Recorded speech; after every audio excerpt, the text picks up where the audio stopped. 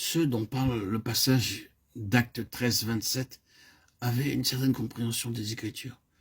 Il n'y avait aucun doute à l'égard de leur dévotion pour la parole de Dieu. Ils étaient fondamentalistes et très orthodoxes à l'égard de l'inspiration des Écritures. Ils étaient rigoristes. En ce qui concernait les Écritures, ils mettaient des points sur tous les i et une barre à tous les t. Beaucoup parmi eux étaient très pointilleux dans le domaine de l'observation des préceptes et des règles, même au point d'en être fastidieux. Parce que la loi ordonnait que la dîme de tous les fruits du sol devrait être pour le Seigneur. Et ils prélevaient la dîme très méticuleusement, même pour la menthe et pour les autres herbes aromatiques. Mais ils oubliaient en même temps les choses qui étaient intérieures et qui avaient plus d'importance pour le Seigneur, telles que le jugement, la miséricorde et la foi. Matthieu 23, 23. C'était cela leur compréhension, leur mentalité et leur position. Ils voyaient tout sur un plan horizontal. Ils voulaient être techniquement conformes à l'Écriture. Quel en a été le résultat? Ils ont perpétué un système terrestre fondé sur la parole de Dieu. Leur église était l'église d'Israël, l'église israélite. Et vous pouvez mettre à la place d'Israël n'importe quel autre nom de dénomination qu'il vous plaira. Cette église avait ses propres usages, ses vêtements, ses rites, sa liturgie, et tout cela en accord avec les Écritures. Ils avaient la lecture des prophètes chaque sabbat, ils avaient tout un vaste système.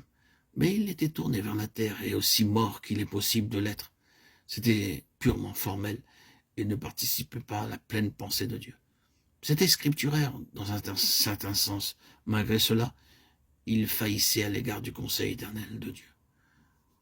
Quand le Saint-Esprit est venu, il n'a pas mis un coup de balai sur les prophètes ou l'Ancien Testament. Il a pris en main tout cela et a montré qu'il y avait quelque chose de plus, quelque chose d'autre que ce domaine terrestre, que la parfaite maîtrise de la parole de Dieu avec tous ses dérivatifs, et que sans cela, tout le reste devait être mis de côté.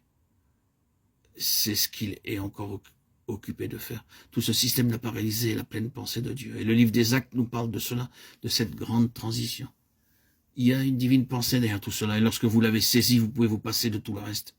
Ce qui est ancien peut être enlevé si vous avez saisi les choses dans un sens réellement spirituel, d'une manière vivante et céleste. Le reste importe bien peu et doit entièrement disparaître. C'est ce qui s'est passé dans le livre des Actes.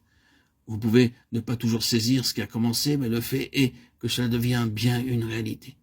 Les apôtres ont continué de se rendre au temple et à la synagogue pendant un certain temps, et puis ils ont cessé de s'y rendre. Ils l'ont fait pendant un temps, mais ils se sont retirés peu à peu, et ils se sont trouvés tout à fait au dehors. Quelque chose était arrivé.